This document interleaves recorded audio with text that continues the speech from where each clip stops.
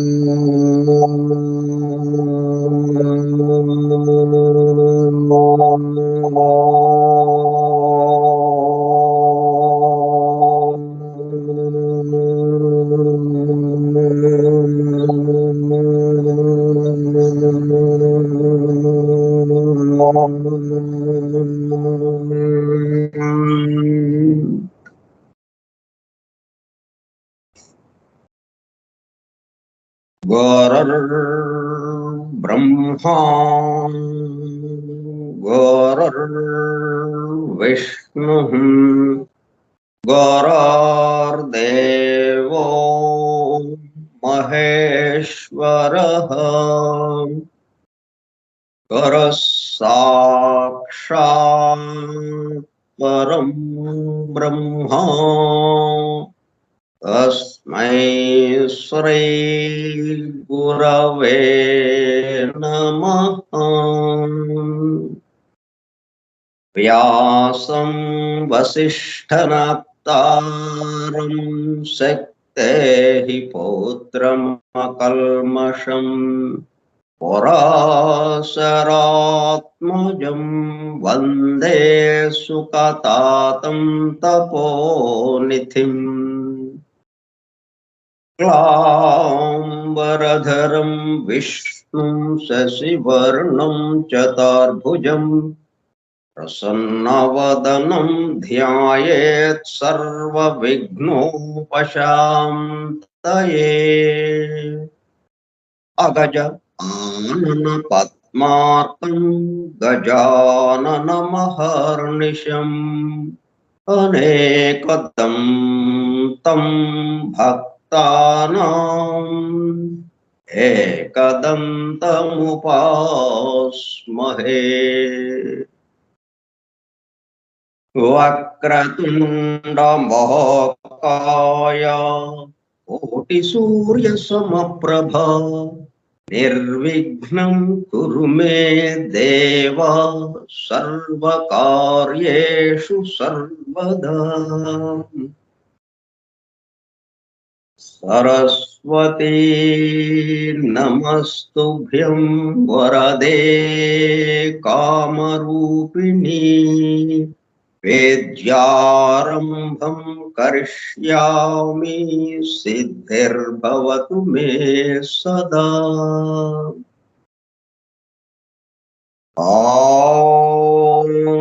भूर्भुवः स्वः ॐ तत्सवितुर्वरेण्यं भर्गो देवस्य धीमहि धियो यो नः प्रचोदयात्।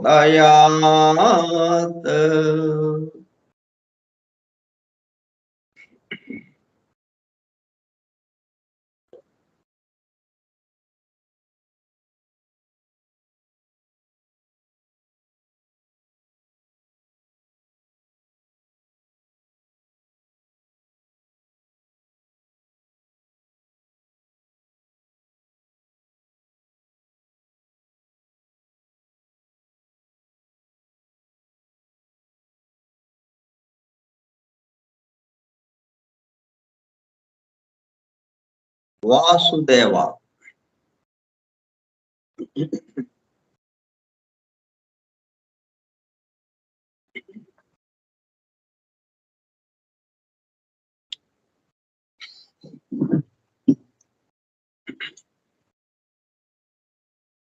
forum for truth seekers, సత్యాన్వేషకుల బృందం.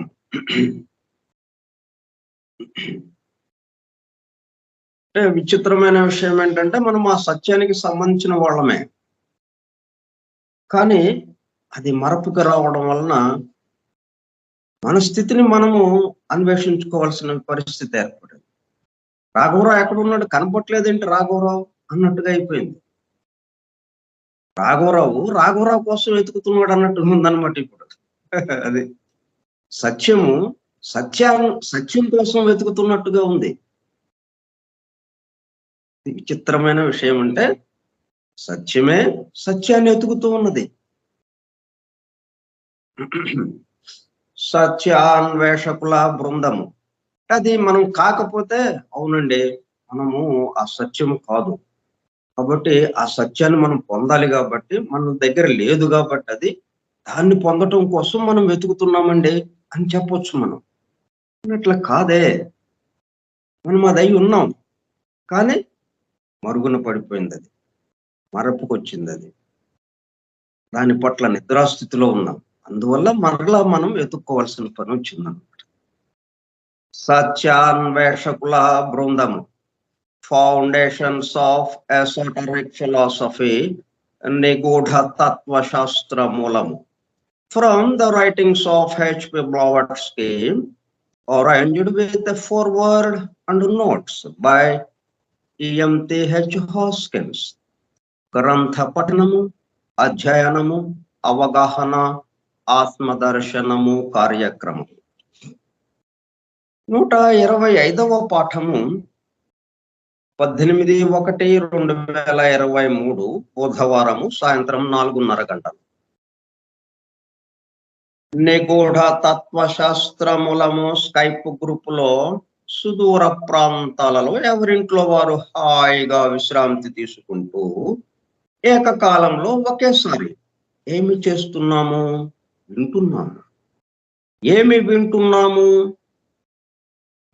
శాస్త్ర సాంకేతిక రంగములలో ఎంతో వేగముగా పురోగమిస్తున్న ప్రస్తుత కాలంలోని మానవాళి అదే వేగముతో ఆధ్యాత్మిక రంగంలో కూడా పురోగమించుటకు వీలుగా ప్రపంచంలోని అన్ని జాతుల మతముల పవిత్ర గ్రంథములలో పొడుపు కథల రూపములో అర్థము అయి అవనట్లుగా ఉన్న సృష్టి రహస్యములను బహిర్గతం చేసి మానవాళికి అందించి వాటి అవగాహన ద్వారా ఆత్మదర్శనము పొందుట అను దివ్య ప్రణాళికను అమలు చేయుటకు పరమ గురువులచే ఎన్నుకొనబడిన మేడం హెలెనా పెట్రోవ్నా బ్లవాట్స్కీ తన జీవిత కాలం అంతా శ్రమించి తన మాతృభాష కాని ఇంగ్లీషు భాషలో తన ద్వారా అత్యద్భుతంగా మానవాళికి అందింపబడిన Isis unveiled, The Secret Doctrine, The Voice of the Silence,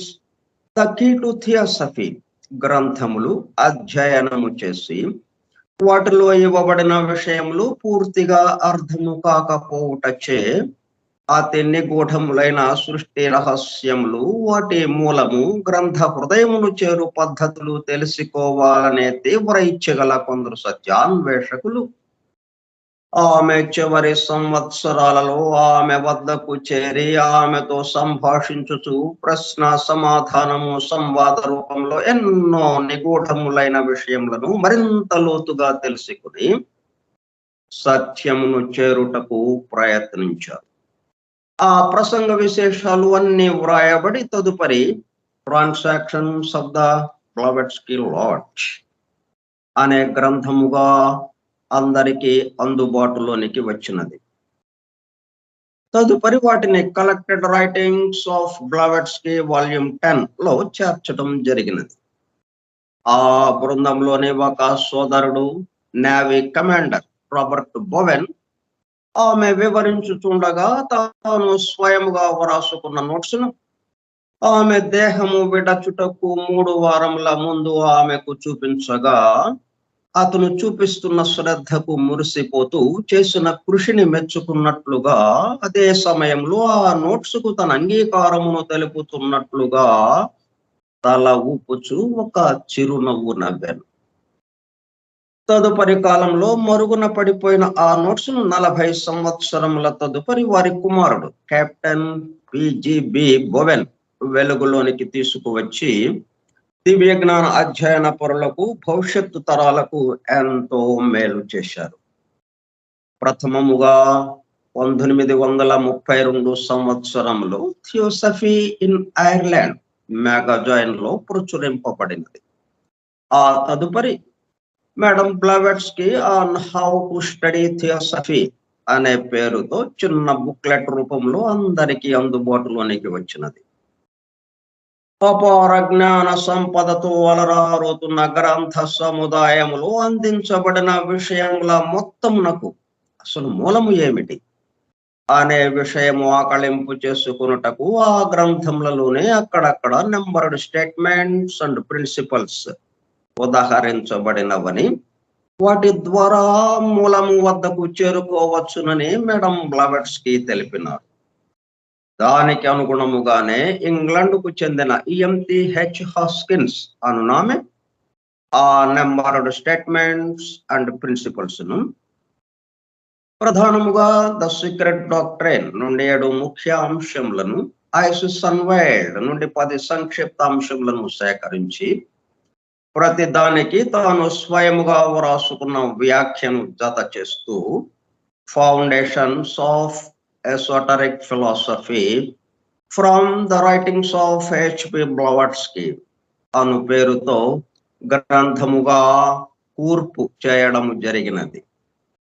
వాటితో పాటు కమాండర్ రాబర్ట్ బోవెన్ వ్రాసి బ్లవెట్స్కీ ఆమోదము పొందిన నోట్స్ అనుబంధము A గా గ్రంథము చివర చేర్చడం జరిగినది. చివరగా గ్లాసరీ పారిభాషిక పదకోశము అనుబంధము B గా చేర్చబడినది.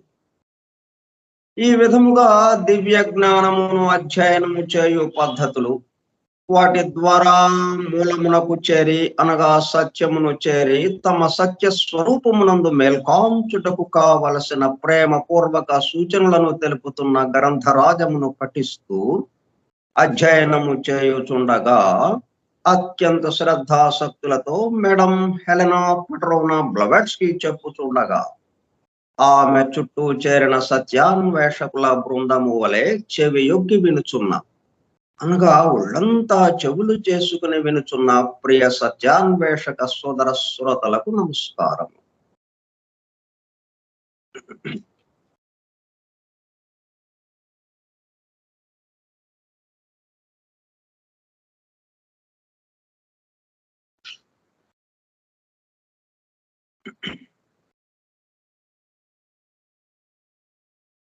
ఇప్పుడు ఐసిస్ అన్వైల్డ్ 10 సంక్షిప్త అంశములు సంబంధించి తెలుసుకుంటున్నాము.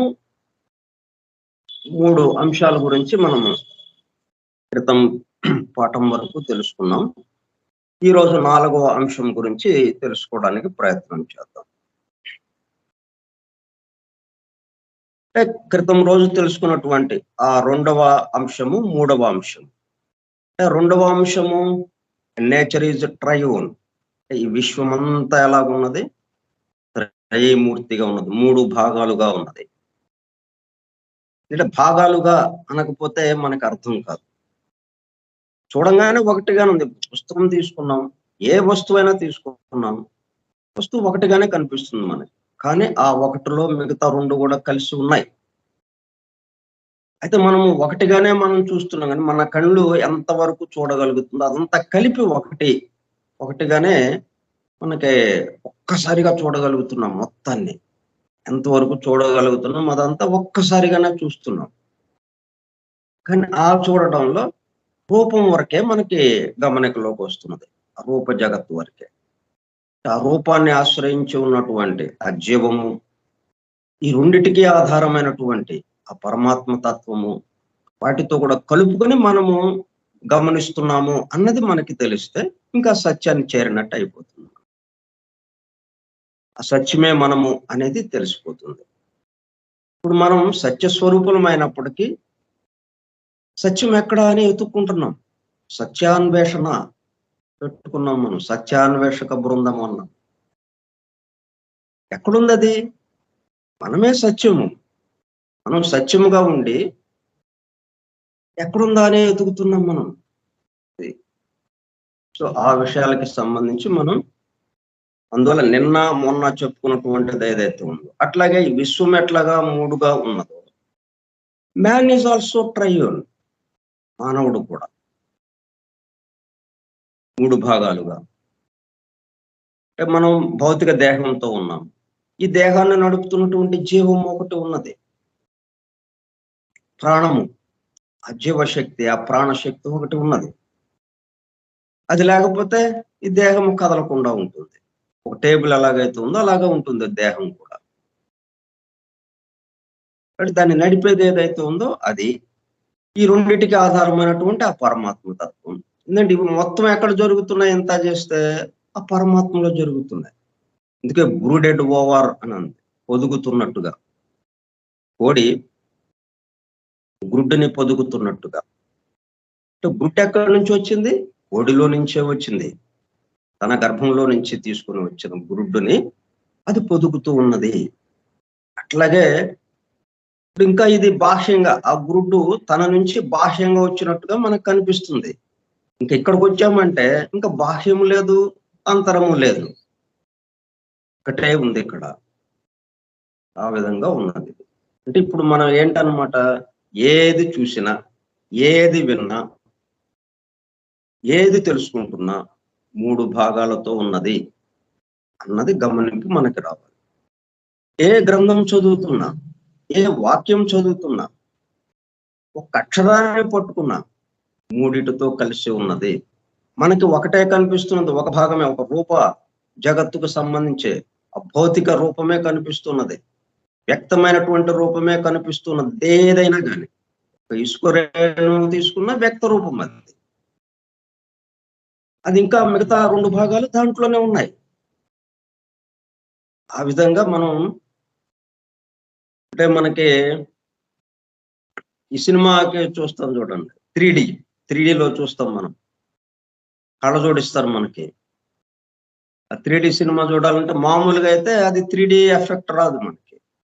అందుకని కళ్ళ జోడిస్తారు. వచ్చిన వాళ్ళందరికీ కళ్ళ జోడులు ఇస్తారు. లోపల సినిమా హాల్లోకి వెళ్ళే అందరికి ఆ కళ్ళజోడు పెట్టుకుని సినిమా చూస్తుంటాం. 3D ఎఫెక్ట్ అన్నమాట. మూడుగా కనిపిస్తుంది. అంటే పొడవు, వెడల్పు, లోతు కూడా కనిపిస్తుంది అన్నమాట. మామూలుగా అయితే పొడవు వెడల్పే, ఎత్తు పొడవు వెడల్పు అట్లాగా అంతవరకే కానీ మిగతా లోతు కనిపించదు మనకి, లోతు. ఇప్పుడు ఈ 3D ఎఫెక్ట్ ఏంటి, లోతు కూడా కనిపిస్తుంది మనకి. అట్లాగా అవన్నీ మన మీదకి వచ్చినట్టు ఉంటాయి. వాడు ఒక బాణాన్ని వాడు వేసాడంటే ఆ బాణం వచ్చి మన కంట్లో గుచ్చుకుందా అన్నట్టు ఉంటుంది. అమ్మానే మనం తల పక్కకి తిప్పేస్తాం, బాబాయ్ ఆ బాణం మన మీదకి వచ్చేస్తుంది అన్నట్టుగా. అట్లా సరదాగా ఉంటుంది ఆ సినిమా. 3D ఎఫెక్ట్, 3D అట్లా అలా చూడాలి మనం. ఇక్కడ అంతా 3D సినిమా చూసినట్టుగా చూడాలి. ఇప్పుడు మొత్తం ఒక్కటి అన్నది వచ్చేస్తుంది. మనము మామూలు సినిమా చూస్తున్నట్టుగా చూస్తున్నాం ఇవన్నీ. 3D సినిమా లాగా చూడాలి, ఇది విశేషం. ఇప్పుడు ఇంకా ఎంత సరదాగా ఉంటుందో అంత సరదాగా ఉంటుంది. మనం మామూలు సినిమా కన్నా దీన్ని ఇంకా ఎంత ఎంజాయ్ చేస్తాము, ఎంత ఆనందపడతాం, ఎంత ఆనందం కలుగుతుంది మనకి 3D సినిమా చూస్తుంటే. వాళ్ళతో పాటు మనం కూడా తిరుగుతున్నామా అన్నట్టు ఉంటుంది. వాళ్ళ మధ్యన మనం కూడా ఉన్నామా అన్నట్టు ఉంటుంది. సో ఇప్పుడు మనం ఏది చదివిన అందుకే ఆ పద్ధతిలో మనం ఈ గ్రంథాన్ని అధ్యయనం చేయడం వల్ల ఎన్నో రహస్యాలు మనకి, ఎన్నో విషయాలు మన గమనికలోకి వస్తున్నాయి. అందుకే ఒక వాక్యాన్ని చదివి మామూలు సామాన్య అర్థం చెప్పుకుంటా మనం వెళ్ళిపోవటం లేదు. ఇట్లా వెళ్ళనివ్వటం లేదు. అది 3Dకి సినిమా కనిపిస్తుంది ఇక్కడ మనకి.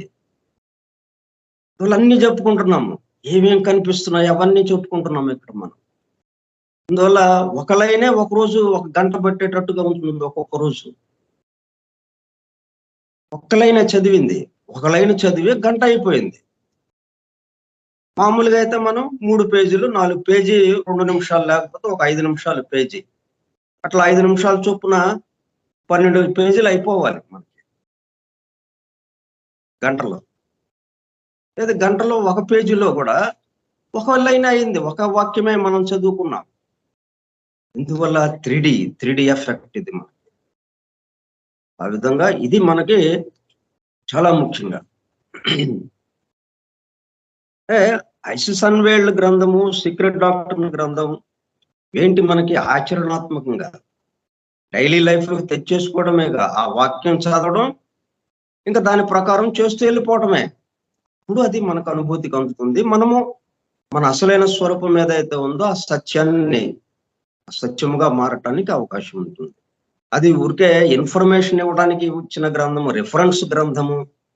ఈ సృష్టికి సంబంధించిన మిగతా అన్ని గ్రంథాల కన్నా ఇంకొంచెం ఎక్కువ వివరాలు దీంట్లో ఇచ్చారంట అని ఆ పద్ధతిలో చదివితే ఇవి మనకు అందదు, అనుభూతులకు రాదు. ఏదైనా కానీ మనం గ్రంథం దాకా ఏంటి, ప్రతి సన్నివేశాన్ని, ప్రతి కదలికని మనము ఈ మూడుగా ఉన్నది అన్నది చూస్తే ఎంత ఆనందంగా ఉంటుందో చూడండి. సో అది మనకి ఆ సంక్షిప్తాంశాలు, ఆ విషయాలే ఐసిస్ అన్వేల్డ్ లో చర్చింపబడుతూ 2 వాల్యూమ్స్ మనకి ఇవ్వబడ్డాయి. వాటిని సంగ్రహంగా చిన్న మాటల్లో 2 వివరాలు ఇచ్చారు. మన చుట్టూ ఉన్న విశ్వము, ఆ విశ్వాన్ని వీక్షిస్తున్నటువంటి మనము ఎట్లా ఉన్నాం, మూడుగా. విశ్వం ఎలాగుందో మానవుడు, ఆ విశ్వాన్ని వీక్షించేటటువంటి మానవుడు అలాగే ఉన్నాడు. మానవుడు ఎలాగ ఉన్నాడో ఆ విశ్వం కూడా అలాగే ఉంది. ఇప్పుడు ఈ పద్ధతిలో మనం ఇక ఇంకొంచెం ముందుకు అడుగు వేద్దాం. ఇంకో విషయంలోకి వెళ్తున్నాం. ఇప్పుడు ఈ 3D ఎఫెక్ట్ తో మనకి కళ్ళజోడు పెట్టుకున్నాం. ఇప్పుడు మనం 4th అంటే 4వ అంశము మ్యాజిక్. మ్యాజిక్ అనగానే మనకి సామాన్యంగా వెంటనే ఇంద్రజాలం, మహేంద్రజాలం, లేదా మంత్ర విద్యలు, తాంత్రిక విద్యలు, భలే మాయ చేస్తున్నాడు అని మనం మామూలు సాధారణంగా కూడా మ్యాజిక్ అనే పదాన్ని వాడుతుంటాం. భలే మ్యాజిక్ చేస్తున్నాడే మనల్ని అన్నట్టుగా, ఏదో బురిడి కొట్టిస్తే మనల్ని ఆ మాటలతో మనల్ని మాయ చేశాడు అనుకోండి, భలే మ్యాజిక్ చేశాడే అని అంటుంటాం. అంటే లేని దాన్ని ఉన్నట్టుగా మనకి చూపించడము అన్నట్టుగా మనకి ఆ మ్యాజిక్ పదాన్ని వాడుతున్నాం. కానీ అసలైన అర్థము మ్యాజిక్ అనగానే మొత్తం ఈ ప్రకృతిలో ఉన్నటువంటి, ఈ సృష్టిలో ఉన్నటువంటి సమస్త శక్తుల యొక్క సమాహార రూపం మ్యాజిక్. శక్తులు, ప్రకృతి శక్తి, ఆ శక్తుల యొక్క సమాహార రూపం ఎవరు? 3 అమ్మలను కన్న మూలపుటమ్మ, ఆది పరాశక్తి అని మన యొక్క వేద జ్ఞానంలో, పురాణాల్లో కీర్తించారు. ఆమె అలా సంకేతించారు, ఆది పరాశక్తి. అదే మాటని పాశ్చాత్యులు దాన్ని మ్యాజిక్ అనే పదంతో వాడారు. సమస్త శక్తులకి సంబంధించి శక్తుల ప్రదర్శన, శక్తుల ద్వారా మనము తెలుసుకునే విషయాలు ఇవన్నీ కూడా ఎవరి దగ్గర ఉన్నాయన్నమాట? అమ్మ దగ్గర ఉన్నాయి. 3 అమ్మలను కన్నా అంటే బ్రహ్మ, విష్ణు, మహేశ్వరుడు 3 భాగాలుగా ఉంది. వాళ్ళు ఒక్కొక్కరుగా లేరు, వాళ్ళు దేవేరులతో ఉన్నారు, శక్తులతో కలిసి ఉన్నారు. ఆమె ఉండడం వల్లనే ఆ 3 శక్తులు తను 3 భాగాలుగా అయ్యి 3కి తోడ్పడుతూ ఉన్నది. బ్రహ్మ సృష్టి చేయడానికి, విష్ణువు స్థితి చెందించడానికి, దాన్ని నిలపడానికి, ఆ సృష్టిని, బ్రహ్మ చేసిన సృష్టిని నిలపడానికి, ఆ నిలపబడ్డ సృష్టిని ఎల్లకాలము కాకుండా మళ్ళా దాన్ని మార్పు చేసేటట్టుగా లయం చేయడానికి శివుడు. ఈ విధంగా ఈ 3కి తోడ్పడుతుంది. పార్వతిగా, లక్ష్మీదేవిగా, సరస్వతీదేవిగా వాళ్ళ 3కి తోడ్పడుతూ ఉంది. ఎవరో? ఆది పరాశక్తి. 3 అమ్మలను కన్న మూలపుటమ్మ. దానికే సౌందర్య లహరిలో మనకి శంకరాచార్యులు వారు ఇచ్చినటువంటి సౌందర్య లహరి ఆయన దర్శించి మనకు అందజేశారు, అమ్మవారిని కీర్తిస్తూ. అది ఒకసారి చదువుకుందాం. శివశక్త్యా యుక్తో యది భవతి శక్తః ప్రభవితుం నచేదేవం దేవో న ఖలు కుశలః స్పందితుమపి అతస్త్వామరాధ్యాం హరిహర విరించాదిభిరపి ప్రణంతుం స్తోతుం వా కథమకృత పుణ్యః ప్రభవతి.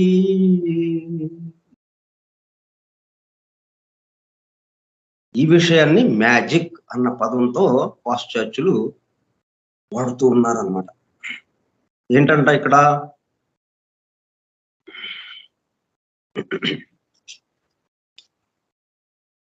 మా ఓ భగవతి, సర్వమంగళ సహితుడైన శివుడు జగన్నిర్మాణ శక్తివైన నీతో కూడితేనే కాని జగాలను సృజించడానికి సమర్థుడు కాడు.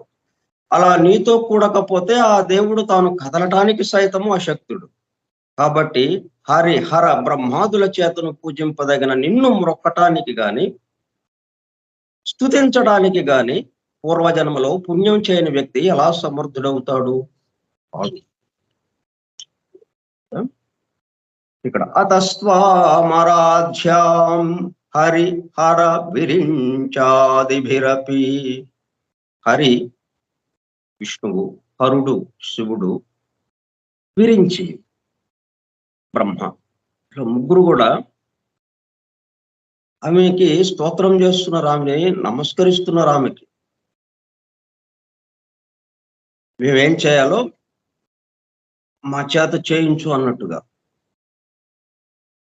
మొత్తం సమస్త ఈ సృష్టికి కావలసినటువంటి సమస్త శక్తి లేకుండా ఏది జరగటానికి అవకాశం లేదు.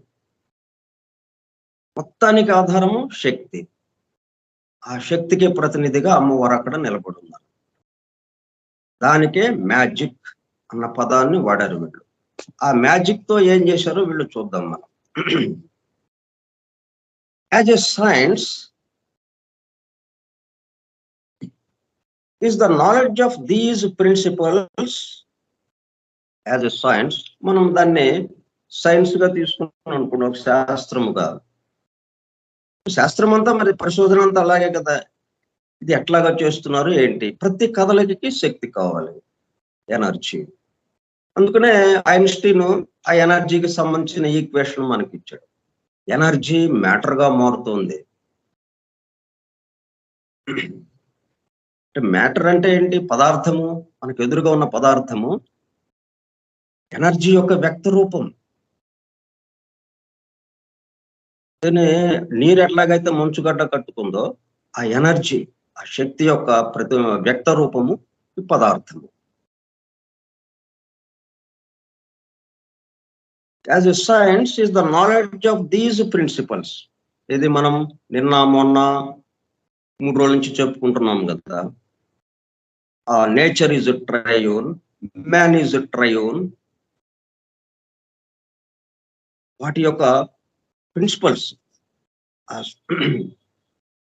ఆ మూల సూత్రాలు ఏవైతే ఉన్నాయో, and of the way by which the omniscience and omnipotence of the spirit and its control over nature's forces may be acquired by the individual while still in the body.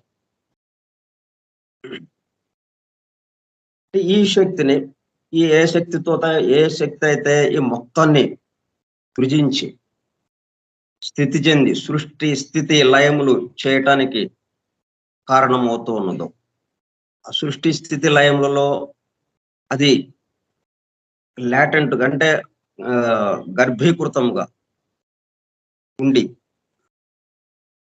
బయటికి కనపడకుండా మనకి వ్యక్త రూపంలోనైనా కానీ ఆ శక్తి ఇలా ఫలానా అని చెప్పి మనకు కనపట్లేదు. కానీ అది లేకుండా ఏదీ లేదు.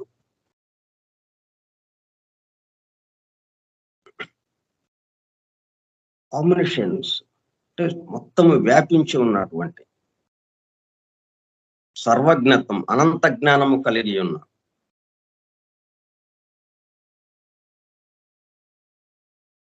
ఏది ఎట్లా చేయాలి, ఎట్లా ఎప్పుడు చేయాలి, వీటికి సంబంధించినటువంటి జ్ఞానము. అండ్ ఆమ్నిపొటెన్స్, దానికి కావలసినటువంటి సర్వశక్తిమత్వం, సర్వశక్తిత్వం ఆఫ్ ద స్పిరిట్. మనం చెప్పుకున్నాం స్పిరిట్ సోల్ అనే 2 పదాలు మనకు వస్తూ ఉంటాయి. స్పిరిట్ పరమాత్మ తత్వం, పరమాత్మ అంటే మొత్తానికి సంబంధించినటువంటి ఆత్మ స్పిరిట్.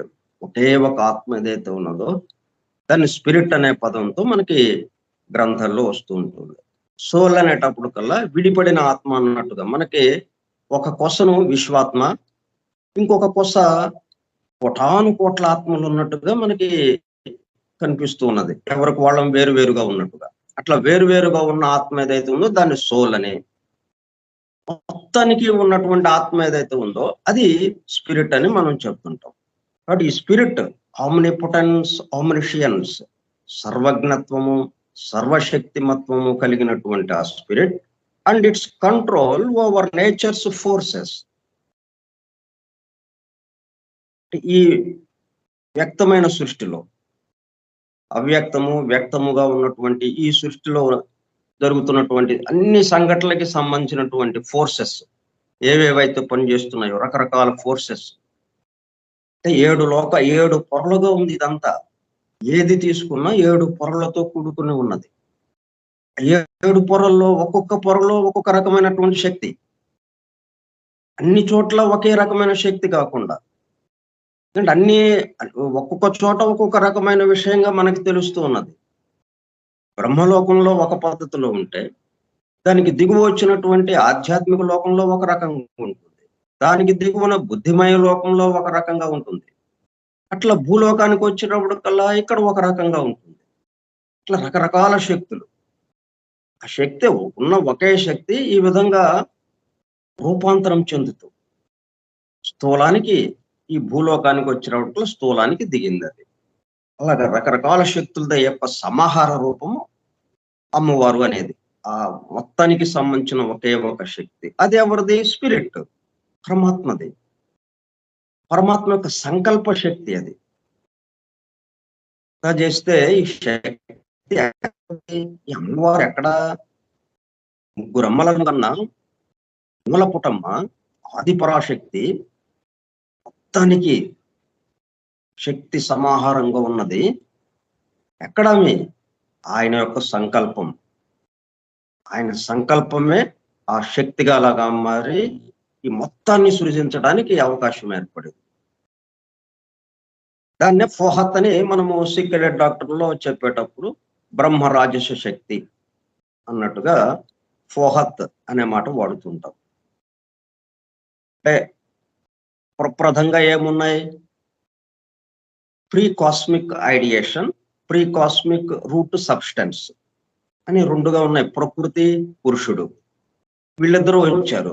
వీళ్ళిద్దరూ వస్తే వాళ్ళిద్దరిని కలిపేది ఏదో ఒకటి ఉండాలి, శక్తి. ఆ శక్తే ఫోహత్ అనే పేరుతో రాజస శక్తి. వీళ్ళిద్దరిని కలిపి అక్కడి నుంచి వాళ్ళిద్దరి ద్వారా, వాళ్ళిద్దరి కలయిక ద్వారా ఈ మొత్తం సృజింపబడడానికి, ఇలా సృష్టి అనేకము అవడానికి అవకాశం ఏర్పడింది. భార్యాభర్తలు ఉన్నారు, ఇప్పుడు సంతానం కలిస్తేనే కదా సంతానం. అట్లాగే ప్రకృతి, పురుషుడు ఉన్నారు, అయితే ఏంటి? ఇద్దరే ఉంటారు లింగులింగుమని. మరి వాళ్ళ నుంచి తదుపరి ఏం రావాలి? ఇగో ఆ శక్తి వచ్చి వీళ్ళిద్దరిని కలిపిందను.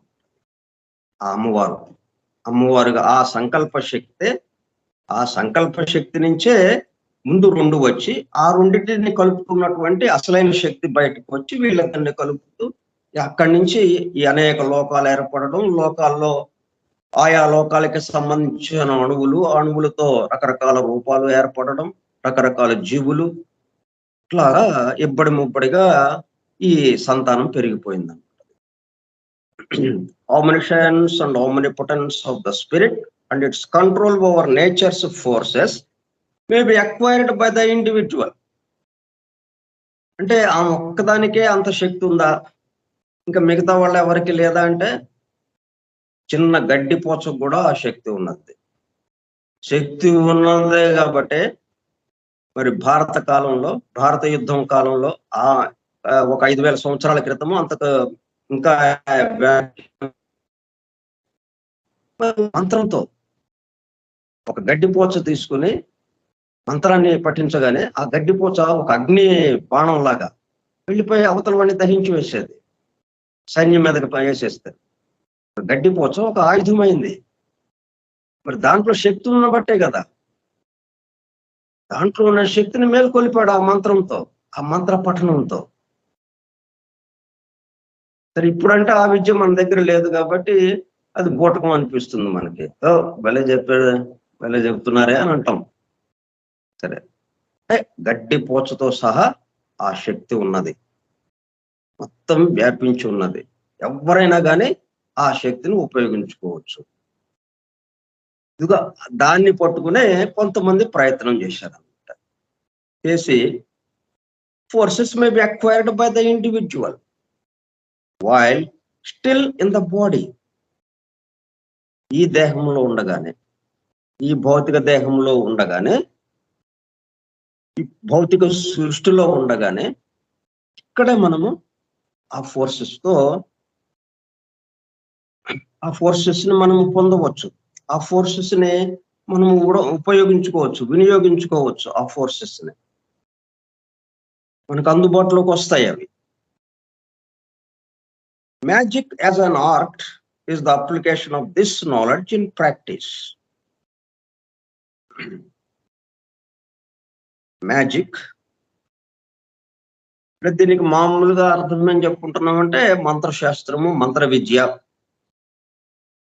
మాయాజాలము ఇలాగా చెప్తున్నారు. కానీ శక్తి, అమ్మవారు అంటే మనకి ఇంకా అనుభూతిగా ఉంటుంది ఆ పదం.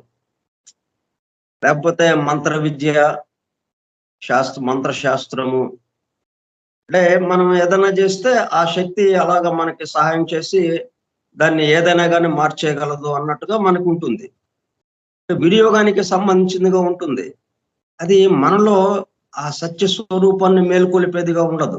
మనం ఏదైనా ఒక మాట చెప్పుకుంటే అది మనలో ఆ ప్రేమ భావాన్ని, మన అసలైన స్వరూపం ఏదైతే ఉందో ఆ సత్య స్వరూపాన్ని మేల్కొలిపేటట్టుగా ఉండాలి. కాబట్టి దీనికి అమ్మవారు, మ్యాజిక్ అమ్మవారు అని గనక మనం చెప్పుకుంటే ఎంతో అనుభూతిగా మనకు ఉంటుంది.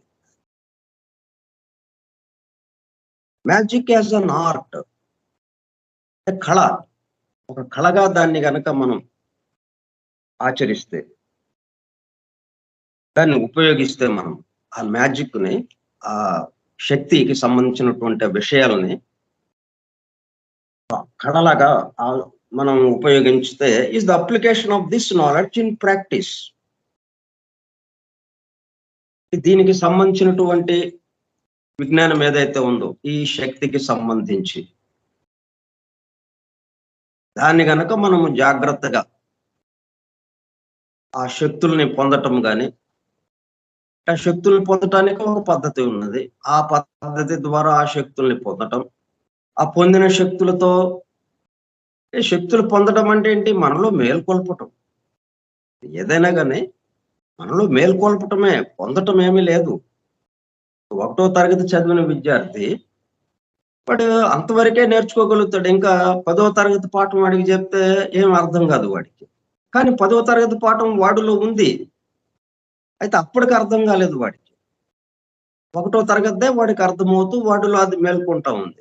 తర్వాత వాడే 10వ తరగతిలోకి వచ్చి 10వ తరగతి పాఠము వాడికి అర్థమైంది అంటే అప్పుడు వాళ్ళలో మేల్కొంది అప్పటికి. ఆ విధంగా ఏదైనా కానీ తనలో మేల్కొనటమే. అలాగే ఈ శక్తులు మనలో మేల్కొనటం, మేల్కొన్న శక్తుల్ని వినియోగించే పద్ధతి ఏంటి? మేల్కొన్న శక్తుల్ని వినియోగించే పద్ధతి దేని మీద ఆధారపడి ఉంటుంది? మనము పూర్తిగా భౌతిక స్థాయిలో నేను, నాది, నా కోసము అన్నప్పుడు ఆ వినియోగించే తీరు ఒక రకం, అంటే మన యొక్క అభ్యున్నతి కోసం, నేను గొప్పవాడిని అవ్వడం కోసం అన్నట్టుగా ఉంటుంది. ఇప్పుడు జంషెడ్జీ తాత ఉన్నారు, తాతాలు మనకు స్వాతంత్రం వచ్చిన సమయంలో స్వాతంత్రం కోసం పోరాడిన వాళ్ళు కూడా వాళ్ళు ఒక వ్యాపార సంస్థను పెట్టారు. దేశం కోసం అన్నట్టుగా పెట్టారు వాళ్ళు. తాము అభివృద్ధి చెందుదాము ఈ వ్యాపారం ద్వారా, ఈ మొత్తం దేశంలో పెద్ద కుబేరుని అవుదాం అని వాళ్ళు అనుకోలేదు తాతలు. ఇప్పటికే అనుకోవడం లేదు వాళ్ళు. కానీ ఆ తర్వాత వచ్చిన వాళ్ళు ఏంటి, మేము గొప్ప కుబేరులం అవ్వాలి అన్నట్టుగా వాళ్ళు వాళ్ళకున్నటువంటి ఆ శక్తియుక్తుల్ని అట్లాగా వినియోగించారు. వినియోగించి ఇప్పుడు అపర కుబేరులయ్యారు. ఇప్పుడు మన దేశ సంపద ఇప్పుడు లెక్కేస్తే ఒక 500 మంది, 600 మంది చేతిలో సగం సంపద ఉంది అని చెప్పి లెక్క తేలుస్తున్నారు. అది ఎంతవరకు ఏంటో అనేది మనకి తెలియదు. వాళ్ళు చెప్తే వింటమే కదా మనం. ఒక సంస్థ సర్వే చేస్తే ఈ విషయము బయటకు వచ్చింది అన్నట్టుగా చెప్తున్నారు. అంటే వాళ్ళేంటి, మనం ఎట్లాగా అభ్యున్నతి చెందాలి అన్న పాయింట్లో ముఖ్యంగా ఈ కరోనా టైంలో ఈ 2 సంవత్సరాల కాలం ప్రపంచవ్యాప్తంగా మన ఒక్క భారతదేశంలోనే కాదు, ప్రపంచవ్యాప్తంగా కుబేరులైన వాళ్ళు ఉన్నారు. అది విచిత్రం. మధ్యతరగతి పేదవాళ్ళు అట్లాగే ఆగిపోయారు. వాళ్ళ అభివృద్ధి అంతగా లేదు. అంటే వాళ్ళకి అందుబాటులోకి వచ్చినటువంటి శక్తుల్ని వాళ్ళలో మేల్కొన్నటువంటి అపారమైనటువంటి శక్తి సామర్థ్యాలు దేనికి ఉపయోగించారు? వాళ్ళ యొక్క అభ్యున్నతికి ఉపయోగించారు. తాతలు ఎలాగా ఉపయోగించారు? దేశము యొక్క సంపద కూడా పెరుగుతూ దేశాభివృద్ధితో పాటు మన అభివృద్ధి అన్నట్టుగా వాళ్ళు ఆ విధంగా ఆలోచించారు. అంటే మనకున్న శక్తి సామర్థ్యాలు, మనలో మేల్కొంటున్నటువంటి అపారమైన శక్తి సామర్థ్యాల్ని వినియోగించడంలో ఈ 2 రకాల వాళ్ళు మనకి అందుబాటులోకి వస్తారు. అంటే మనకి ముందే మనం దీనికి సంబంధించిన విషయంగా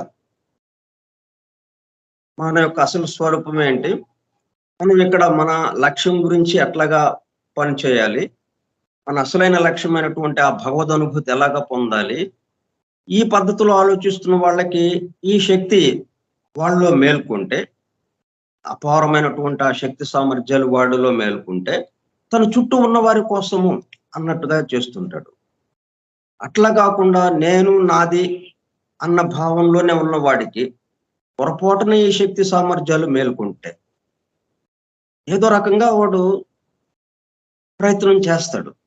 అంటే ఒక పక్కన వీళ్ళలోకి వచ్చింది కదా, వీళ్ళలో శక్తులు ఉన్నాయి కదా, అట్లాగే నేను కూడా ఎందుకు సంపాదించకూడదని వీడు చేసే ప్రయత్నాలు వీడు చేసి వీడిలో ఆ శక్తులు మేల్కొంటే అప్పుడు దానికి ఏం చేస్తాడు వీడు, నేను నాదనే దాంట్లో ఉన్నాడు కాబట్టి దానికి తగిన విధంగానే వాడు అట్లాగా ప్రయత్నం చేస్తాడు, దాన్ని ఉపయోగించుకోవడానికి అలాగా వినియోగిస్తాడు. అట్లా మనకేంటంటే ఈ ప్రపంచవ్యాప్తంగా ముఖ్యంగా ఈ ఐసిస్ అన్వేల్డ్ రాయడానికి ముందు ఆమె మొత్తం ప్రపంచమంతా పర్యటించిందని నిన్న చెప్పుకున్నాం కదా మనం. ఎట్లాగా ఆ గుహల్లో, అరణ్యాల్లో, కొండల్లో, గుహల్లో, అరణ్యాల్లో సంచరించి ఆ కొండ జాతులు, అనాగరిక జాతులు ఎవరైతే ఉన్నారో వాళ్ళందరితోనూ వాళ్ళేంటి ఈ శక్తుల్ని సంపాదించిన వాళ్ళు, ఆ శక్తుల్ని సంపాదించి వాటితో ఆటలాడుకుంటున్నారు వాళ్ళు. ఆ భూత ప్రేత పిశాచాలని, ఆ ప్రేతాత్మలని, చనిపోయిన ఆత్మలని ఆవాహన చేయటం, వాటితో కొన్ని పనులు చేయించటం అన్నట్టుగా ఇవన్నీ రకరకాల విషయాల్లోకి వెళ్ళిపోయింది ఆ శక్తి చేసుకోవటం అనేది. అందుకే దాన్ని ఏమన్నారంటే మ్యాజిక్ అనే పదం వాడారనమాట దానికి. Magic as an art is the application of this knowledge in practice. మనం ఆచరణలో ఈ జ్ఞానాన్ని కనుక జాగ్రత్తగా ఉపయోగిస్తే మనకి చక్కగా అందరికీ ఉపయోగపడుతుంది.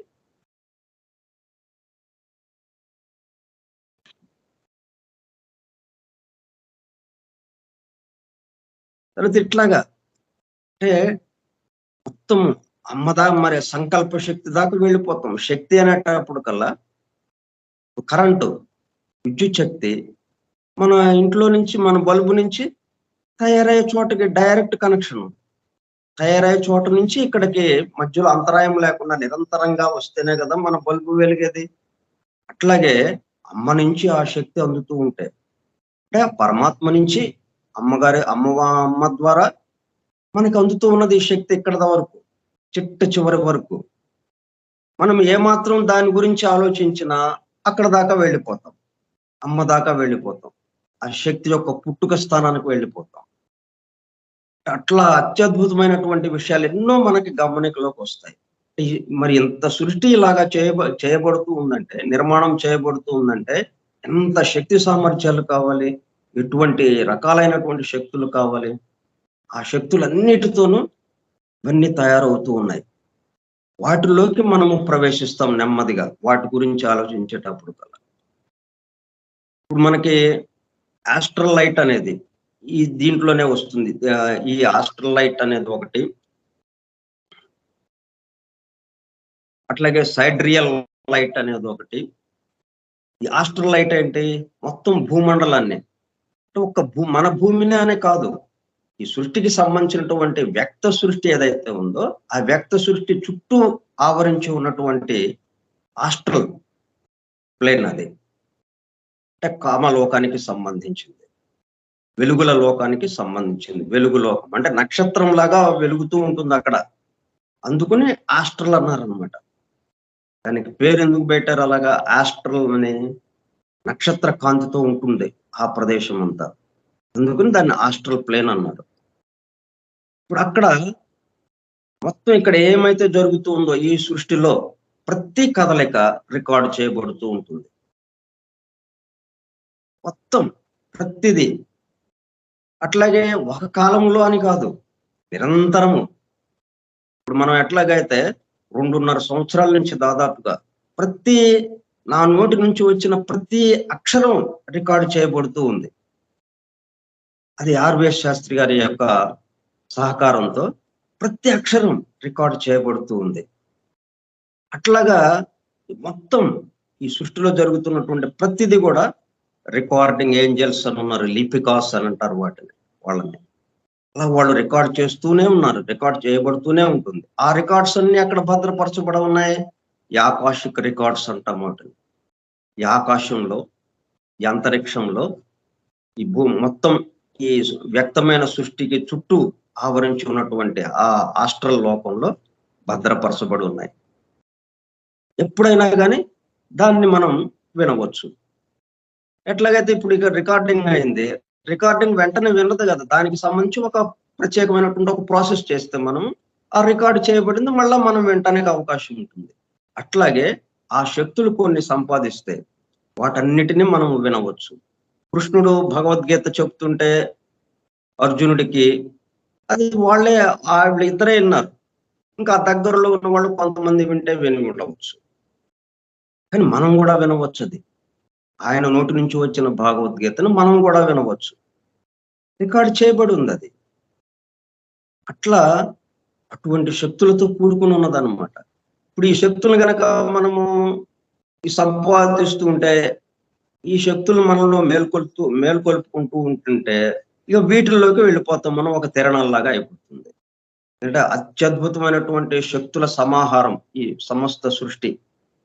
అప్పుడేమవుతుంది, మనము మన అసలైన లక్ష్యం ఏదైతే ఉందో, ఆ భగవతత్వాన్ని మనం పొందటం, మన అసలైన స్వరూపం ఏంటో తెలుసుకోవడము, ఆ భగవతత్వాన్ని, ఆ భగవద్ అనుభూతిని పొందటము అనేది వెళ్ళిపోయి, దాని స్థానంలో ఇదిగో ఇటువంటి విచిత్రమైనటువంటి విషయాల్లోకి వెళ్ళిపోతాం.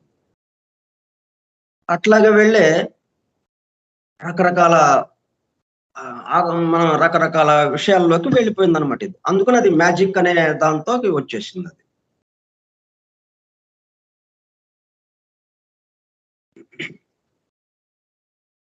తర్వాత ఇక 5వ విషయంలోకి వెళదాం. Arcane knowledge misapplied is a sorcery. Beneficiently used, true magic or wizardry. Arcane అంటే సీక్రెట్ కి సంబంధించిన రహస్యము. అంటే ఈ సృష్టి నిర్మాణం ఎలాగో జరుగుతూ ఉన్నది, సృష్టికి సంబంధించినటువంటి రహస్యాలు, సృష్టి రహస్యాలు, దానికి సంబంధించిన విజ్ఞానము, సృష్టి రహస్య విజ్ఞానము ఆర్కేన్ అని అంటాం. ఆర్కేన్ స్కూల్స్ అని కూడా మనకి విదేశాల్లో ఉన్నాయి. జ్వాల్కుల్ మహర్షి 24 పుస్తకాలు ఎలిసే బెయిలీ ద్వారా అందజేసిన తర్వాత వాటి మీద అధ్యయనం చేస్తూ, పరిశోధన చేస్తూ, వాటిల్లో ఉన్న విషయాన్ని అవగాహన చేసుకుంటూ ఉన్నవాళ్ళు చాలా మంది తయారయ్యారు ఇటు పాశ్చాత్య దేశాల్లో. దానికి సంబంధించి ఆర్కేన్ స్కూల్స్ అని పెట్టుకున్నారు వాళ్ళు. ఆర్కేన్ స్కూల్ అని పెట్టుకొని ఈ జ్ఞానానికి సంబంధించి వాళ్ళు ఎంతో ఇదిగా అధ్యయనం చేస్తూ ఉన్నారు నిరంతరం. ఆర్కేన్ ఆ పదం ఏంటంటే సృష్టి రహస్యానికి సంబంధించినటువంటి విజ్ఞానము, knowledge. Secret, mysterious knowledge of A secret manufacturing process. అంటే ఆ తయారు ఎలాగ జరుగుతుందో మనకి భౌతికంగా కూడా, ఇప్పుడు మనం ఒక వస్తువు తయారవుతుంటుంది. ఇప్పుడు మనకి ఈ మనకి నాటు మందులు ఇస్తుంటారు చూడండి. అది ఒక వంశం నుంచి ఒక తరం నుంచి ఇంకో తరము, ఒక తరం నుంచి ఇంకో తరం అలాగ వరుసగా వస్తూ ఉంటుంది. వాళ్ళు ఉచితంగా ఇస్తుంటారు. అయితే ఆ నాటు మందు ఎలా తయారు చేస్తారో అది మాత్రం రహస్యం.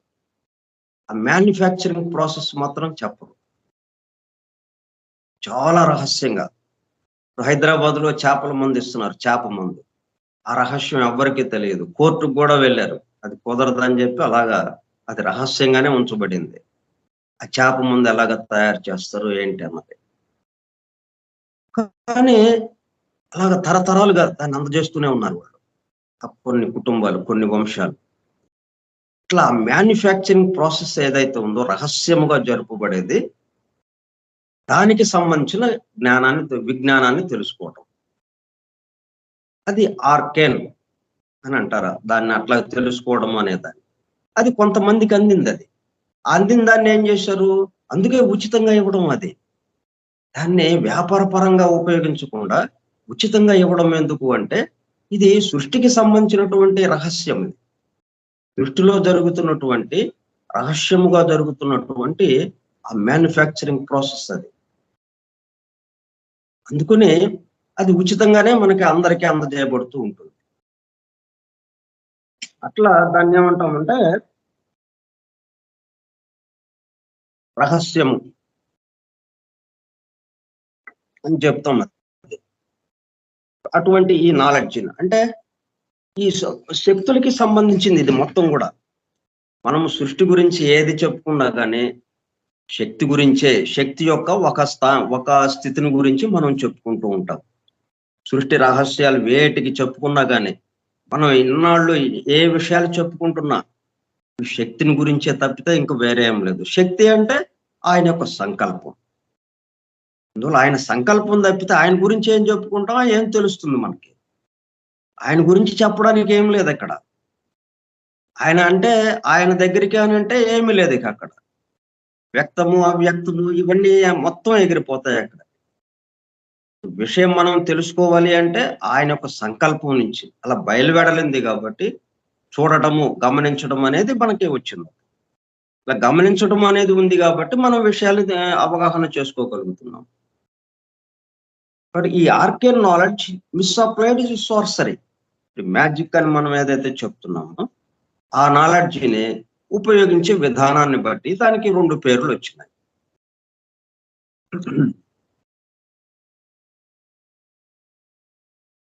ఏదైనా కానీ ఒక పని చేసేటప్పుడు ఆ పని చేసే విధానాన్ని బట్టి దాని పేరు వస్తుంది. అట్లాగే దీన్ని ఉపయోగించటం, వినియోగించటం, ఈ శక్తిని మనలో మేల్కొన్నటువంటి ఆ శక్తిని ఉపయోగించే విధానాన్ని బట్టి 2 పేర్లుగా వచ్చినాయి. ఒకటి సార్సరీ, క్షుద్ర విద్యగా. ఇప్పుడు వశీకరణ, చేతబడి ఇటువంటి రకరకాలవి ఉన్నాయి. ప్రేతాత్మలతో సంభాషించడం, ప్రేతాత్మల్ని ఆవాహన చేయడం, వాటిలతో ఏదో ఒకటి పనులు చేయించడం, ఇట్లాగా రకరకాలైన విచిత్రమైన విషయాలన్నీ ఉన్నాయి. అవన్నీ కూడా క్షుద్ర విద్యల్లోకి వస్తాయన్నమాట. అంటే తన కోసం, నా కోసం, నా అభివృద్ధి కోసం, నా అభ్యున్నతి కోసం అన్నట్టుగా స్వార్థపూరితంగా ఉపయోగించినప్పుడు ఏమవుతుందన్నమాట, క్షుద్ర విద్యగా మారుతుంది అదే శక్తి. ఆ శక్తే beneficently used through magic or wisdom. తన చుట్టూ ఉన్న వారి కోసం. అంటే ఇక్కడ విశేషం చూడండి. తన చుట్టూ ఉన్న వారి మీద ప్రయోగిస్తాడు. కానీ తన అభివృద్ధి కోసం. ఇప్పుడు ఇక్కడికి వచ్చేటప్పటికల్లా తన చుట్టూ ఉన్న వారి కోసము దేనికి వాళ్ళకు ఉపయోగపడేటట్టుగా ఉపయోగిస్తాడు. తనకి అందినటువంటి ఆ శక్తిని, తనలో మేల్కొల్పబడినటువంటి ఆ శక్తిని తనకి తన చుట్టూ ఉన్న వాళ్ళకి ఉపయోగపడేటట్టుగా దాన్ని ఉపయోగిస్తాడు. అప్పుడేమంటాం దాన్ని? Magic or wisdom. జ్ఞానము లేకపోతే మ్యాజిక్ అనే పదం. అమ్మవారు అంటే ఆ సంకల్పం, అమ్మవారు అంటే అయ్యవారి యొక్క సంకల్పం ఏదైతే ఉందో ఆ సంకల్ప శక్తి. సంకల్ప శక్తి ఎప్పుడు? ఈ సృష్టి కోసమే కదా అది పనిచేస్తున్నది. సృష్టి నిరంతరాయంగా చక్కగా జరగటం కోసం అది ఏకత్వం నుంచి అనేకత్వంలోకి ప్రయాణం చేయటం, అనేకత్వం నుంచి మరల ఏకత్వానికి ప్రయాణం చేయటము, ఈ మొత్తానికి సంబంధించిన పనులు చేస్తూ ఉన్నది ఆ శక్తి. అంటే సమస్త సృష్టి జీవుల కోసం పనిచేస్తూ ఉన్నది. సమస్త సృష్టి జీవులు అభ్యున్నతి కోసం పనిచేస్తూ ఉన్నది. అందుకని దాన్ని మ్యాజిక్ అన్నారు. ఏది తన చుట్టూ ఉన్న వారికి ఉపయోగపడితే. తన కోసమే ఉపయోగించుకుంటే, తన అభ్యున్నతికి వినియోగించుకుంటే దాన్ని క్షుద్ర విద్య అన్నారు. ఇంకా దానికి సంబంధించి మనం ఇంకా ఇతర విశేషాలన్నీ కూడా మనం వచ్చే సోమవారం నాడు చెప్పుకుందాం. స్వస్తి ప్రజాభ్యః పరిపాలయంతాం న్యాయేణ మార్గేణ మహిం మహిషాః గో బ్రాహ్మణేభ్య శుభమస్తు నిత్యం లోకాః సమస్తాః సుఖినో భవంతు లోకాః సమస్తాః సుఖినో భవంతు లోకాః సమస్తాః సుఖినో భవంతు. ఓం శాంతి శాంతి శాంతి. ఓపికగా ఉన్నటువంటి సోదర సత్యాన్వేషక బృందమునకు ధన్యవాదాలు. ఇప్పుడు ఏంటంటే శక్తి అనే సుడిగుండంలో చిక్కుకున్నట్టు అయింది మనకి. అంటే మనం 3D ఎఫెక్ట్ వల్ల మన దగ్గరకు వచ్చేసింది, అది మన మీదకు వచ్చేస్తుంది అన్నట్టుగా ఉంది. కొంచెం గందరగోళంగా ఉన్నట్టు అనిపిస్తుంది మనకి. వాళ్ళు చెప్పుకున్న సబ్జెక్ట్ అంతా చాలా గందరగోళంగా, అర్థమయ్యే అవనట్లుగా, ఉక్కిరి బిక్కిరి అయినట్టుగా అనిపిస్తూ ఉన్నది. ఎందుకంటే 3D ఎఫెక్ట్ మొత్తం ఆ సినిమా అంతా మన మీదకి దూకేస్తూ ఉన్నాయి. ఆ పాత్రలన్నీ మన మీదకు దూకుతున్నట్టుగా ఉన్నాయి. గందరగోళం పడిపోతున్నాం అనమాట అన్నట్టుగా ఉంది. దీన్ని ఇంకొంచెం చక్కగా మనం వచ్చే సోమవారం నాడు ప్రశాంతంగా అది బాగా మనకు అర్థమయ్యేటట్టుగా చక్కగా వివరించుకుందాం. Thank you all.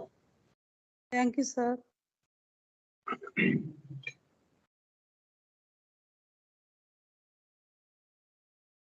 Thank you అండి రాఘవరావు గారు, రఘునాథ్ స్వామి సార్. నమస్తే. నమస్తే.